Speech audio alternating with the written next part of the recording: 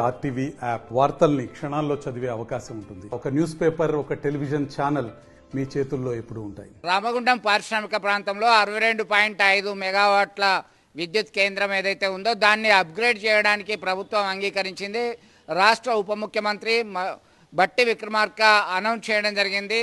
ఇటు సింగరేణి అలాగే జెన్కో ఆధ్వర్యంలో భాగస్వామ్యంలో 800 మెగావాట్ల విద్యుత్ ప్లాంట్ నిర్మిస్తాము. ఇదంతా కూడా తెలంగాణ రాష్ట్ర ప్రజలకి ఉపయోగపడుతుంది. విద్యుత్ కొరత లేకుండా కొనసాగించవచ్చు. గతంలో ఎన్నికల ప్రచార సమయంలో పాదయాత్ర జరుగుతున్నటువంటి సమయంలో ఇచ్చినటువంటి హామీ మేరకి రామగుండం పారిశ్రామిక అభివృద్ధిని మరింత తోడ్పాటుగా ఇది సింబల్గా చెప్పుకోవచ్చు. ఇప్పటికే 3 మంత్రులు ఈ ప్రాంతంలో సింగరేణి కోల్బెల్ట్ ప్రాంతంలో పర్యటిస్తున్నారు. ముఖ్యంగా బట్టి విక్రమార్క, మంత్రి దుద్దిల్ల శ్రీధర్బాబు, అలాగే పొన్నం ప్రభాకర్, ఎంపీ గడ్డం వంశీ, ఎమ్మెల్సీ జీవన్ రెడ్డి, మరో ఎమ్మెల్యే విజయరమణారావు, స్థానిక ఎమ్మెల్యే మక్కాన్ సింగ్ రాజ్ ఠాకూర్లు, ఇతర ప్రజాప్రతినిధులు, అధికారులందరూ కూడా ఇక్కడికి రావడం జరిగింది. మొత్తం మీద వర్షం ఉన్నప్పటికీ ఇక్కడ ప్రోగ్రామ్స్ అన్నీ కూడా యథావిధిగా కొనసాగుతున్నాయి. కాసేపటి క్రితమే ఆయన రివ్యూలో పాల్గొన్నారు. రివ్యూలో పాల్గొన్నటువంటి అనంతరం ఆయన అనౌన్స్ చేయడం జరిగింది. దీంతో ఈ ప్రాంత వాసులందరూ కూడా హర్షం వ్యక్తం చేస్తున్నారు. అమృత్ నిధుల కింద 88 కోట్ల రూపాయలతోని ఈ ప్రాంతంలో ఎస్టీపీ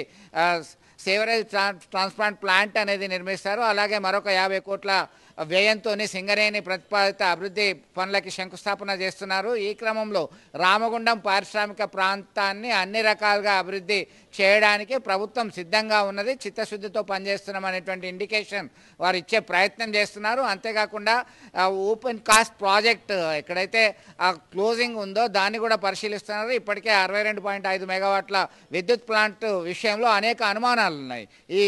దీనిలో పనిచేస్తున్నటువంటి ఉద్యోగులందరూ కూడా యాదాద్రి పవర్ ప్లాంట్కి డిప్యూటేషన్ మీద వెళ్ళిన క్రమంలో స్థానిక ఎమ్మెల్యే మక్కాన్ సింగ్ రాజ్ ఠాకూర్ ఇతర ప్రజాప్రతినిధులు గట్టిగా పట్టుబట్టారు. ఏ ప్రాంతం నుంచి తరలి వెళ్ళడానికి వీల్లేదు. 800 మెగావాట్ల విద్యుత్ ప్లాంట్ని దీన్ని అప్గ్రేడ్ చేయాల్సిందే, ఉన్నదాన్ని తీసేయడం కాదు అని చెప్పడంతో మొత్తం మీద అనుకున్న లక్ష్యాన్ని రామగుండం పారిశ్రామిక ప్రాంత ప్రజలు సాధించుకున్నారనే చెప్పవచ్చు. ఈ ప్రాంత ప్రజలందరూ కూడా మరింత సంక్షేమ అభివృద్ధి ఫలాలు అందాలని కోరుతున్నటువంటి పరిస్థితి. రాష్ట్ర ప్రభుత్వం నుంచి అభినందనలు తెలియజేయటమే కాకుండా కొద్ది రోజుల్లోనే ఈ ప్రాజెక్టు సంబంధించి విధానపరమైన నిర్ణయం తీసుకున్నాం.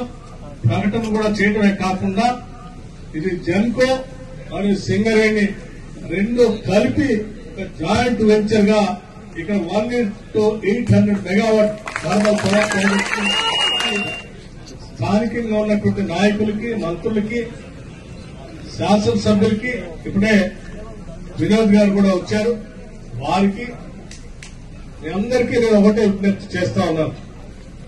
మీ అందరి కోరిక మేరకు ఈ ప్రాజెక్టు ముందు తీసుకొని పోవడం కోసం ఈరోజు మీ అందరి సమక్షంలో ప్రకటన చేశాం.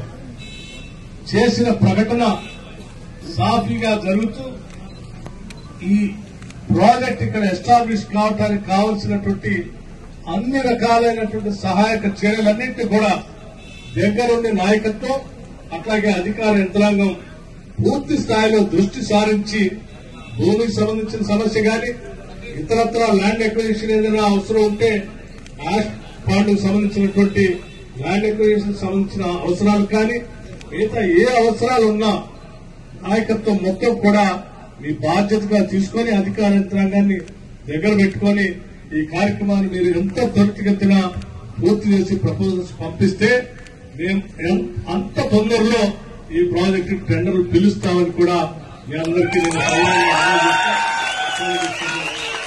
మరిన్ని వీడియోస్ కోసం ఛానల్ ని సబ్స్క్రైబ్ చేయండి. లేటెస్ట్ అప్డేట్స్ కోసం వాట్సాప్ ఛానల్ ని ఫాలో చేయండి. అండ్ లింక్ డిస్క్రిప్షన్ లో ఉంది.